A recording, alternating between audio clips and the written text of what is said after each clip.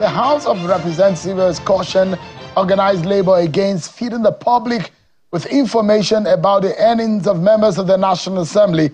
It warned that such acts could stoke public resentment against lawmakers and undermine the credibility of the legislature. The House also picked holes in the handling of the suspended industrial action by union leaders, describing the shutting down of the national grid as an act of economic sabotage. Members of the House of Reps at plenary today are asking for an expedited action in the agreement of the national minimum wage, just the way the national anthem was addressed. Take a listen to some of the members who spoke on the floor today. I will urge this House to please, with the speed with which we pass the national anthem, that we should also recall the Minimum Wage Act, reconsider it, and with that same speed, pass that act and ensure that we give the Nigerian worker a living wage in that act. That is the only way we can show solidarity with the Nigerian workers. We have the powers to make laws. Let us make that law.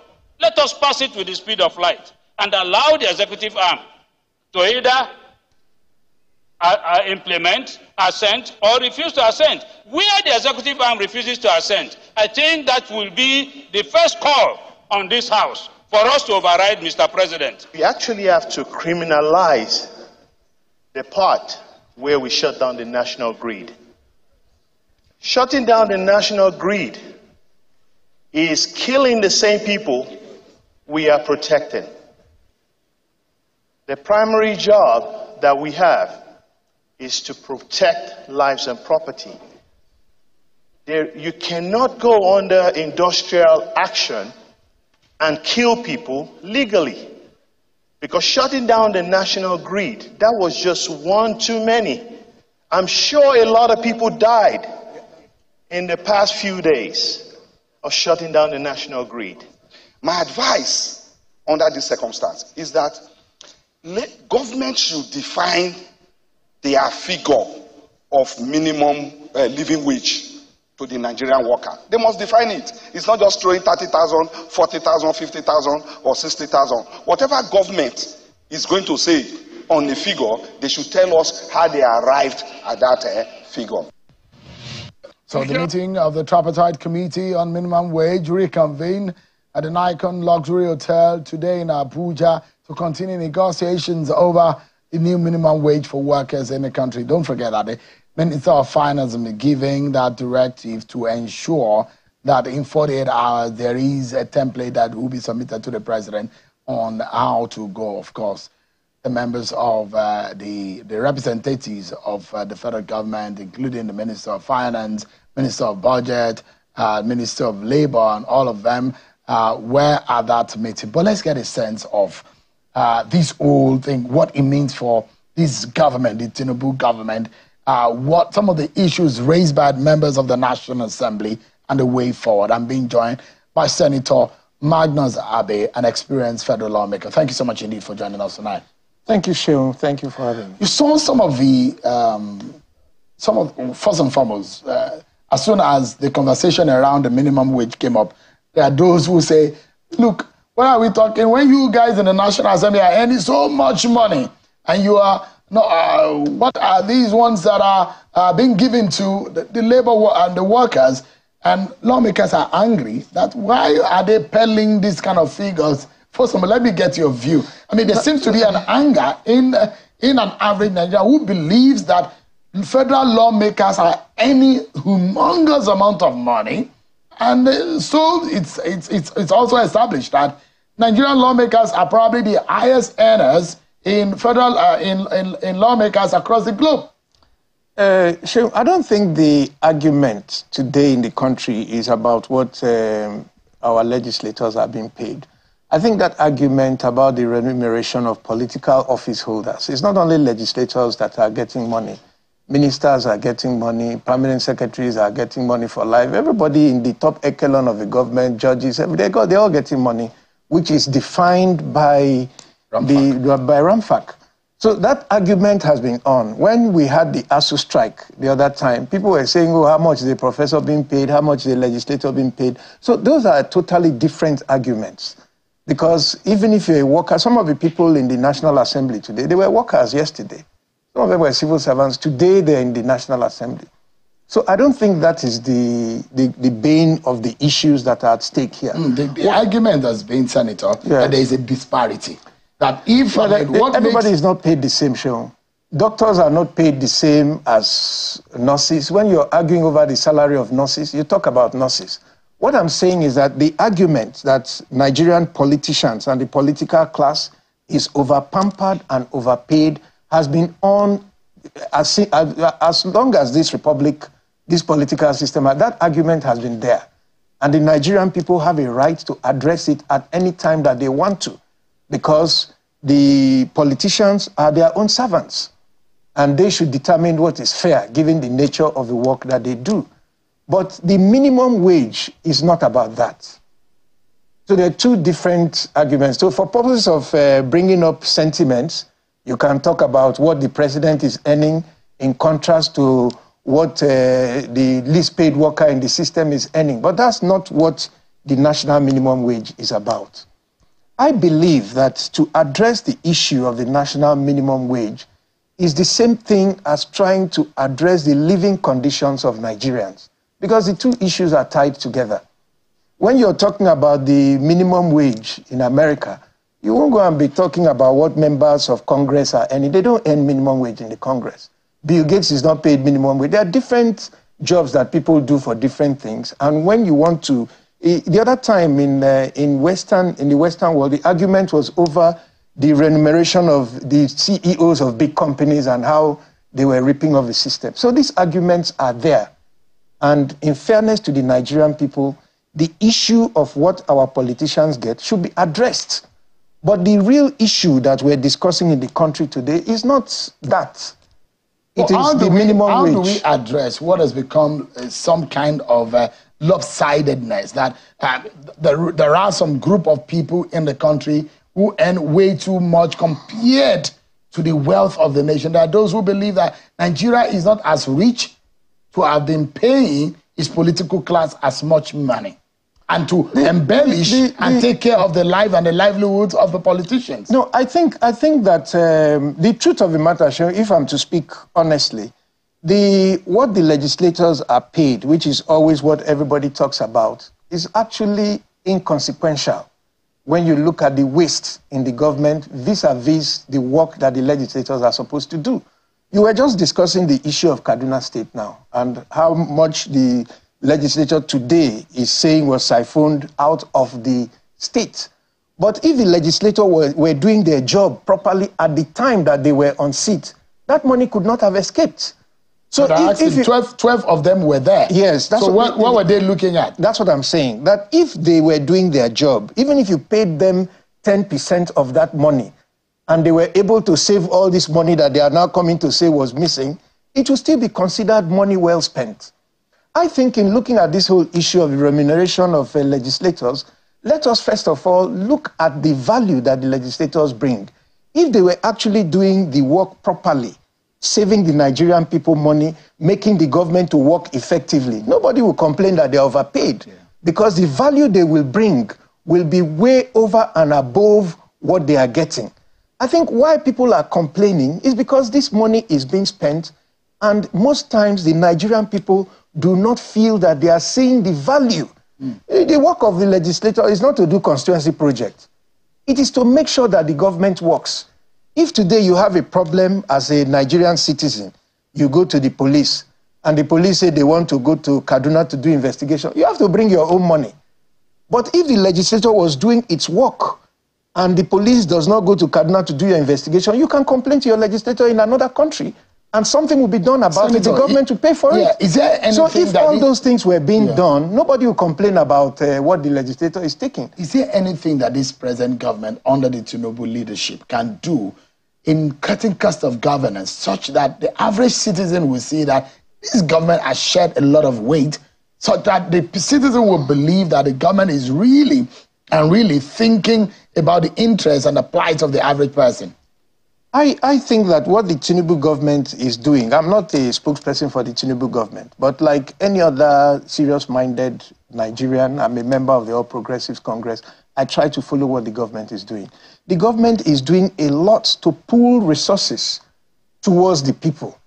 That's why you see them talking about students' loan, about social register payments, about money for SMEs and all these things. All these are supposed to pool resources towards the people where it will help them the most. Those are one of the first things that any government does to show its responsiveness to the issues of the people by making funds available for the things that are important to the people.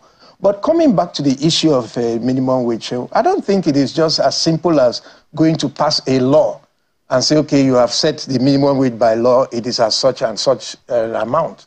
If that were a solution, then the easiest solution to the problems of Nigeria would have been to go to the legislature and pass a law of a budget that gives everybody money and gives us everything that we want. But we don't do that because the money, even if you pass such a law and the money is not there, the law will not work. Mm-hmm. So the minimum wage is not just a question of passing the law. You have to look at the economic viability of whatever minimum wage that you set, because it can lead to unemployment, because a lot of companies may lay off workers if they cannot pay them. A lot of states may also not pay the money. And at the end of the day, those workers in those states will not be able to respond to the inflationary trends that will come out of the... You heard some of the lawmakers who feel very sad about, especially about the shutting down of the national grid and shutting down of some essential services, pretty much shutting down economic activities in the country. And you saw the way they behave. I mean, should the labor union have gone to that extent? Well, so at this point, with all due respect to the federal legislators, that point is now moot, because the federal government has already agreed in writing that nobody will be held accountable for what they did. You know, like somebody was saying the other day, this thing is like a coup. If the coup succeeds, nobody is punished. If the coup fails, then people are charged for treason. And obviously the workers succeeded in forcing the country to listen to them and toe their line. So I don't think anybody will be punished for that. Yes, but I do agree that was way over the line. It has never happened in this country.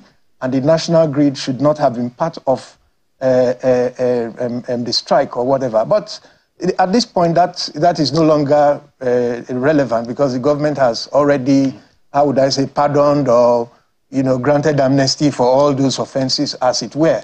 So the real issue now is, how do we arrive at a wage that is livable?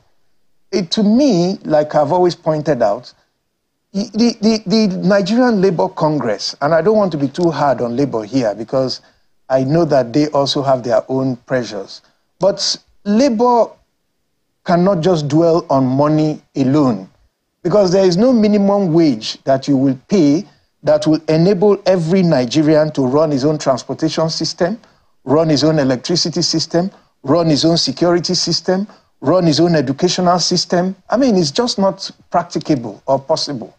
The government has to run some of these social services so that the wage that the worker now gets at the end of the day can actually help the worker and his family to live a life that is worthy of being a Nigerian citizen in the 21st century. How do we achieve that? That's the challenge. If you just focus on money alone, I don't think we will achieve that. All right. Let's take a quick break. And when we come back, I'd like to know the way forward, because after 1 week, the Labour says they gave the government 1 week. If they don't agree with the position of government, they might go back to status quo. But the question is that, from your own analytical point of view, I'd like to know what figure you think can be realistic and can be a livable minimum wage for Nigeria. But that's going to be after this break, everyone. Join us again.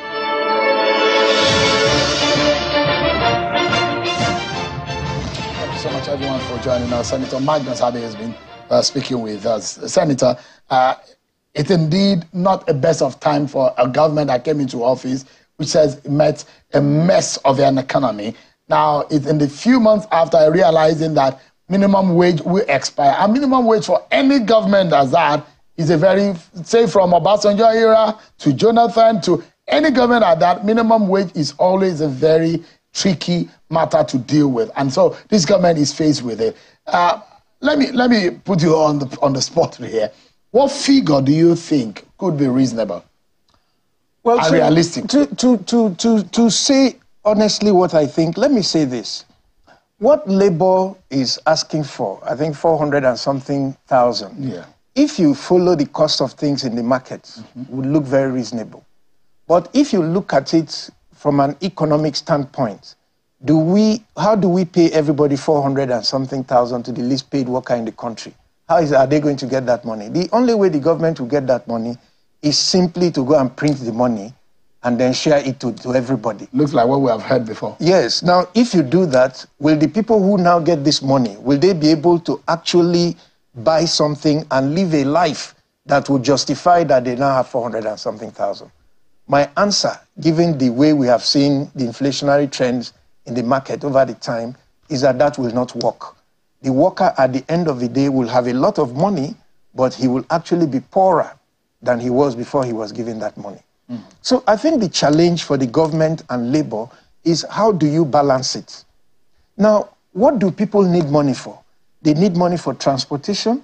They need money for education, school fees for their children. They need money for their health needs when they're sick. They need money for their social needs. People need money for different things. And if the government can intervene in such a manner that a lot of these things that people need money for, they don't actually have to bring money and buy them in bulk, which is what is currently happening in the Nigerian economy, then the need that everybody must have cash to pay for these things completely, which is not possible, will be eliminated. So I think that Labour should strike a balance. The Nigerian worker needs more money. I would say any figure, the president has already agreed that workers will be paid more than 60,000 naira. But this thing is not something that only the federal government would have to agree to. The states would have to agree to it. Local governments will have to pay it. Companies employing more than 50 people, which is my understanding of the Minimum Wage Act, will also have to pay it. How do we balance that with the economy? So I think that if the government can force all the states and the federal government to invest a certain amount into all these services, education, for example. If every child, when I went to school, my father was earning 96 naira a month and he had 6 children. All of us went to school. I'm a lawyer, my brother is a doctor, my sister is an engineer, but our father had no money. If it was in today's Nigeria, I would be a tout. Because there is no way 96 naira, which was about the minimum wage at that time, would have enabled me to acquire the education to become a lawyer. So if the government can pay, if the government can provide a lot of these social services, yes, and then give the worker something reasonable like 100,000 or 150,000, something along those lines. Yes, yeah, and then everybody will be able to manage, and the economy can pick up. Yeah. But if we go into all this printing money and sharing to people, and it's very dicey though, because you look at President Milei of Argentina and some of the policies he introduced, and he's pushed Argentina into the precipice, and God forbid a Venezuelan situation, God forbid is Zimbabwe, Nigeria. Where currency means their currency meant almost nothing. No, but the question here is that, like you emphasize that we need to be careful so that we don't throw the figures around and at the end of the day, we throw our economy into a mess. On a final note, how do you hope, because this also, minimum wage is just one issue out of the major economic issues in the country. How do you think going forward this government needs to handle the situation so that our economy will not go on a free fall? No, first of all, let me give you one assurance. There is no danger of the Nigerian economy going on a free fall. All the countries that you have mentioned are countries that had problems with the West. It wasn't just economic. Zimbabwe, they had problem with the West because of their policies of on land and chasing white people and all that. Venezuela, they had problems with America because of their nationalization of oil. Cuba, all these things, of sanctions. Yes, all these things are never the creation of the economy alone. So Nigeria is not in that risk group. We have the full support of all the international financial situations. We have very robust and meaningful relationships with all the major Western powers and major economic powers, China, America, Britain. So we are not in that category. There is nothing like that happening. But the indicators of our economy no. They are in the red, Senator. Yes, they're in the red because of the changes that we're making. And let me assure you, I've had this argument with you several times. I have confidence in the president. The president understands figures, and he knows exactly where the problem with this thing is. I believe that the most important challenge that Nigeria is facing right now is the instability of the naira. It's not the value. No matter what value the naira has, if that value is fixed and certain, even if it is 2,000 to $1, and we all go to sleep knowing that it's 2,000 to $1, and in 6 months it will still be 2,000 to $1, we can plan. And people will pick up. Nigerians are very enterprising. But the instability is the biggest challenge that we're facing. I like to be optimistic as you are. I am very optimistic. And as much as I believe in the Project Nigeria, I do hope and believe that the government does the right thing so that we can get the right result. And although the indicators are not saying that the government is doing the right thing until otherwise proven. But I wish the government the best for the sake of the Nigerian people. It will take a while, but we're going there. Thank you so much, Senator Magnus Abe, for your time tonight. I really appreciate the insight that you have given to these issues. Thank you very much. Thank you so much, indeed. That's our show tonight, everyone. And thanks for being part of it. I'm sure I'll see you tomorrow again, God willing. God bless Nigeria.